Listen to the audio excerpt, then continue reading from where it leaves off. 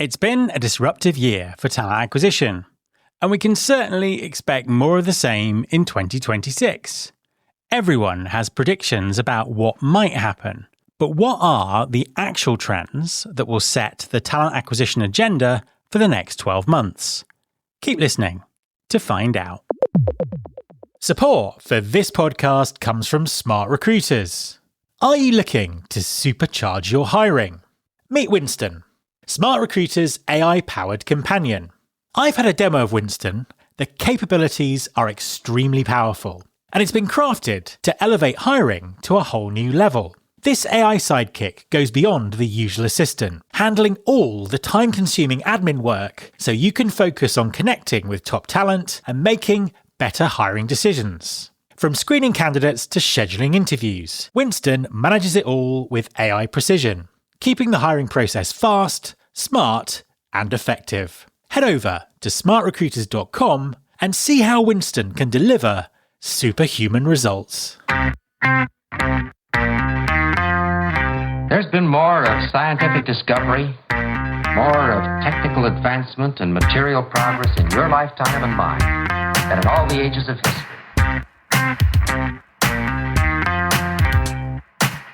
Hi there, welcome to episode 756 of Recruiting Future with me, Matt Alder.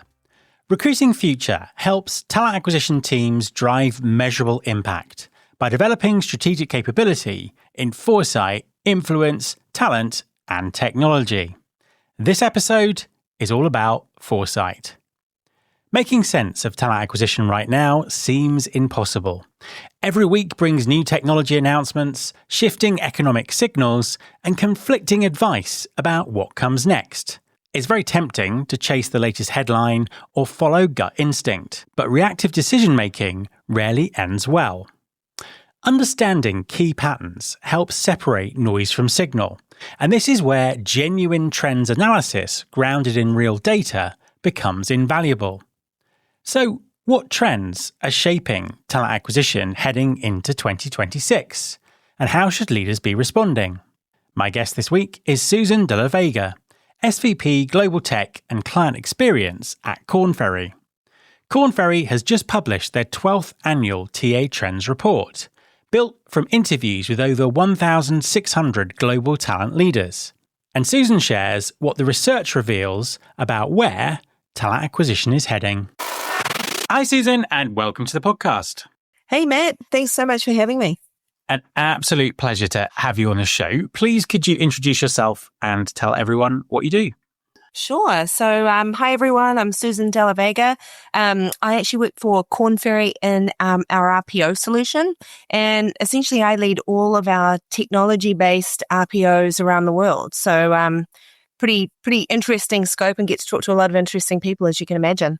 Fantastic. We're going to be talking about trends in talent acquisition in just a second. But before we do, what have you sort of seen as the biggest challenges in talent acquisition this year? So, Matt, I would say the conversation I'm having right now with existing and new clients, sometimes 3 or 4 times a week, is how do they flex and scale when they don't know what's coming next? So essentially, everyone's trying to figure out how to adjust and move quicker than we ever have done before, because none of us really know what our organizations are doing.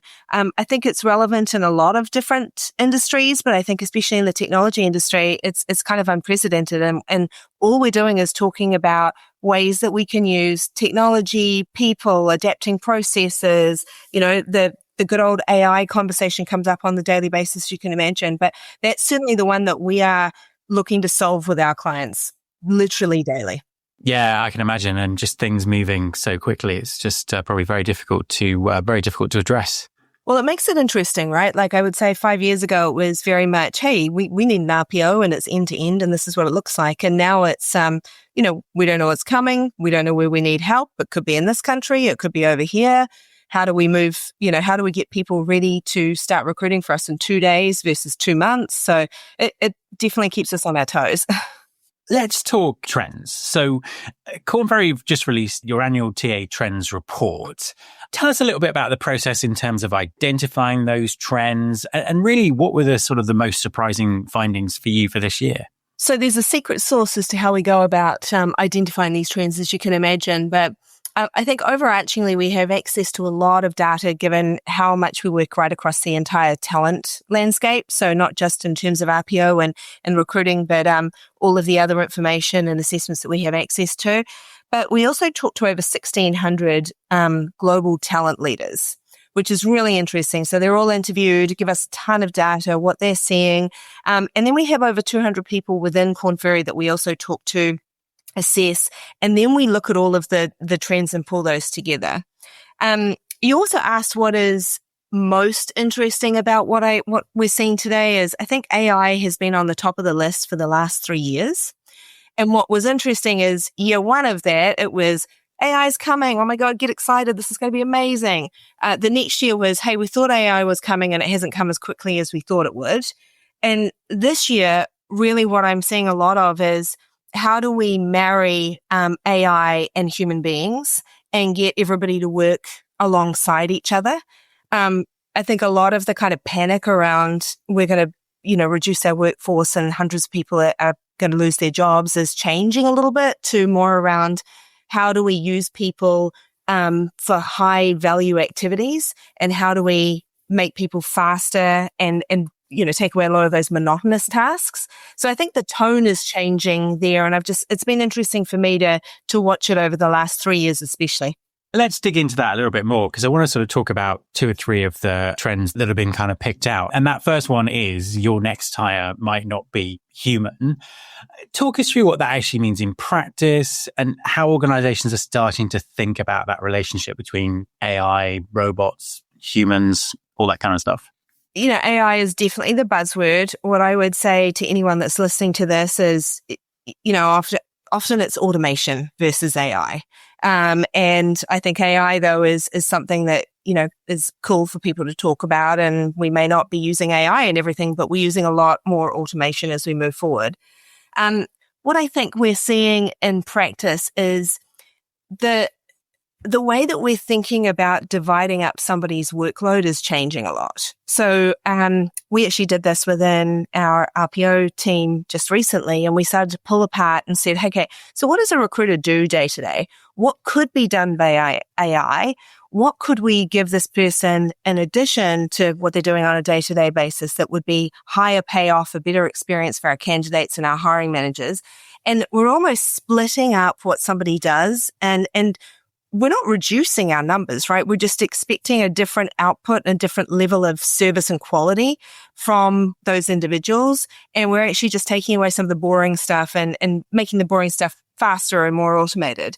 So I think we're definitely seeing that people are starting to almost take a job, pull it apart into what could be automated or an AI and what could be done by a person.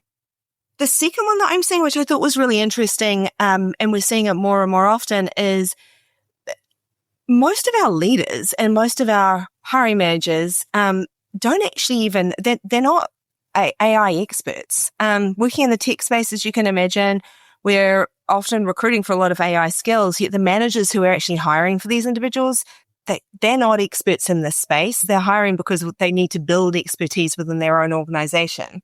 So one of the things that we've been talking a lot about is how do you get somebody, a leader, ready for the AI world? So how do we make sure they even know what it's used for, how they can use it more effectively? What does this mean? How can it help them with their teams? And how do they hire and recruit people with this type of skill set? So we're seeing that as well, which I also thought was like an interesting trend that's kind of popped up in the last probably 4 or 5 months. The second one that I wanted to pick out was entry-level cuts today equals pipeline crisis tomorrow. This has obviously been a big a big thing that's been going on this year in terms of entry-level jobs, being cut. What's the trend that you're seeing and why is it important to understand the implications of that? When we think of AI, we typically think of lower level roles, right? So we think of how do we reduce or eliminate lower level roles? And I think that was everybody's thinking, a couple of years ago that was going to happen. And so because of that, we saw a reduction there. As we've seen many organizations as well, there's a lot of uncertainty at the moment around the world. And so we've seen a lot of organizations kind of pull in the purse strings and not spend as much in terms of recruiting.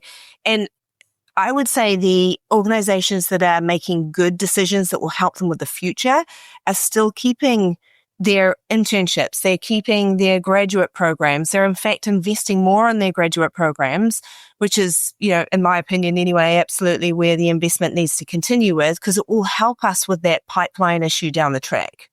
But I think what we saw is initially everyone was pulling back and saying, oh, look for who gets paid the least and let's reduce there. It's not necessarily going to pay off, I think, in the long term. And organizations that we see that are actually investing in grads and graduate programs, I think will have the pipeline of the future. So if I was going to say one thing to take away from it is definitely keep your grad programs, keep your internships. Maybe you change the content of the program. Maybe you look at more leadership programs versus engineering programs, for example, but keep those, and that should prevent some of the pipeline crisis that we do believe is coming.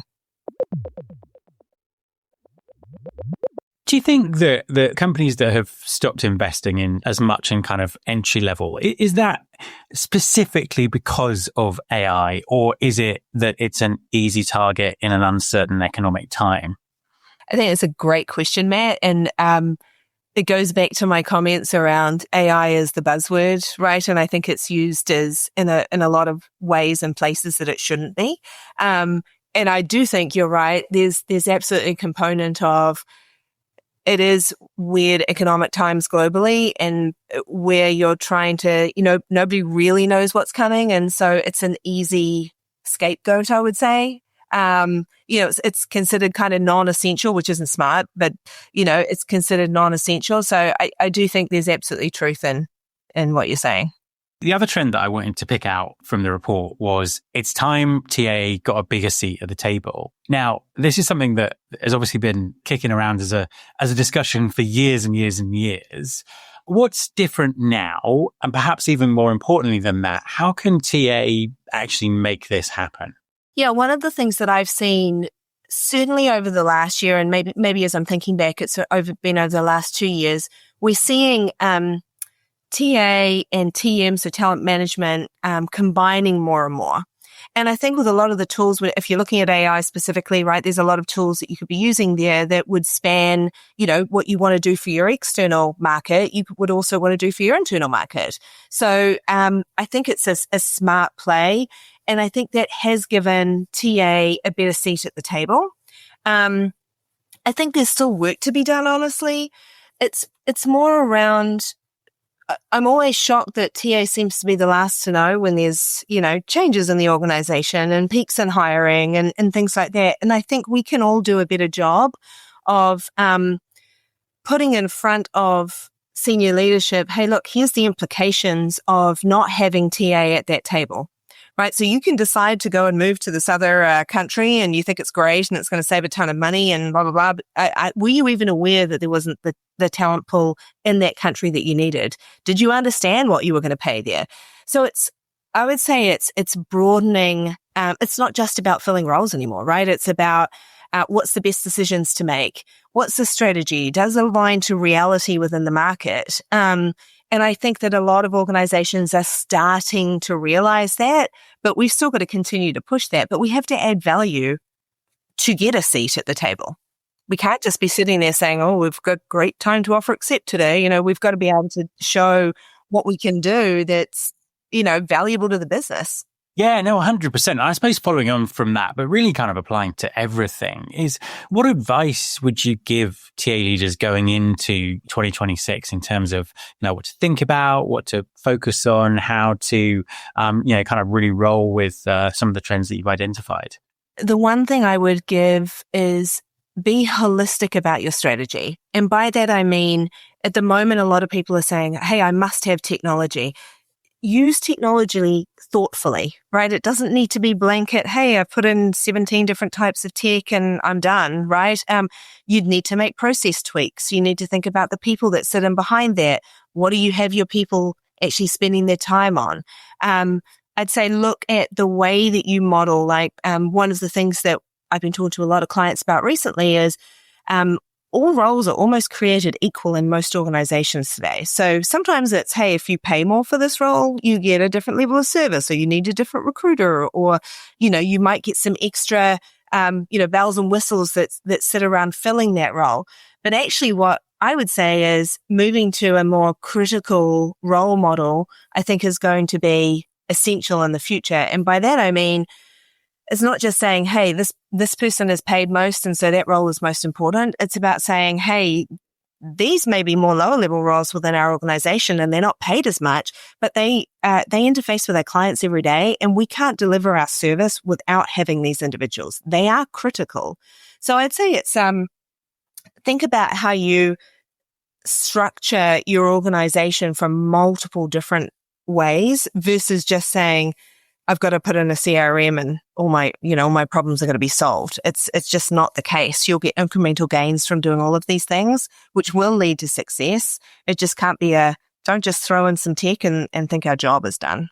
If we were to look a little bit further out the next year and how TA might evolve in the longer term, what do you think we will be talking about in 2 years' time? If we're having this conversation again, what trends do you think we might be discussing then?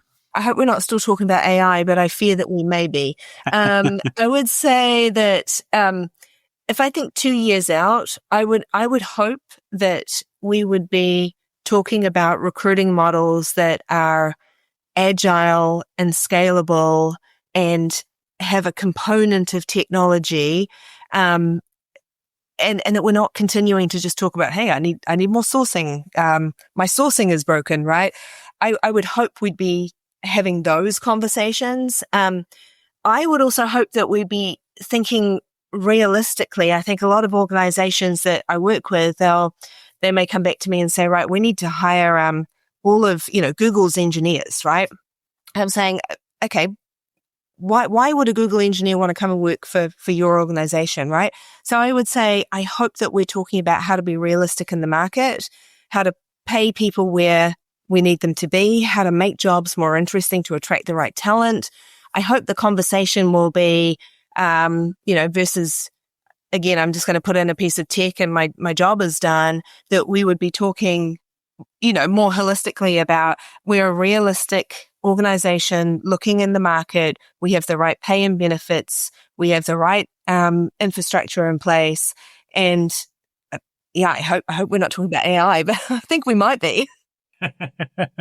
Absolutely. And where can people get hold of the trends report if they want to dive into it in a little bit more detail?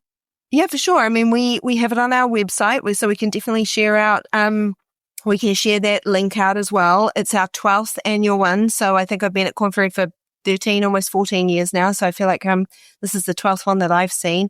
But we absolutely have that on our website, and go in and grab it, and would love to hear your comments as well, right? Fantastic. I'll put a link to that in the show notes. Susan, thank you very much for talking to me. No problem. Anytime. My thanks to Susan. You can follow this podcast in Apple Podcasts, on Spotify, or wherever you listen to your podcasts. You can search all the past episodes at recruitingfuture.com. On that site, you can also subscribe to our newsletter, Recruiting Future Feast, and get the inside track on everything that's coming up on the show. Thanks very much for listening. I'll be back next time, and I hope you'll join me.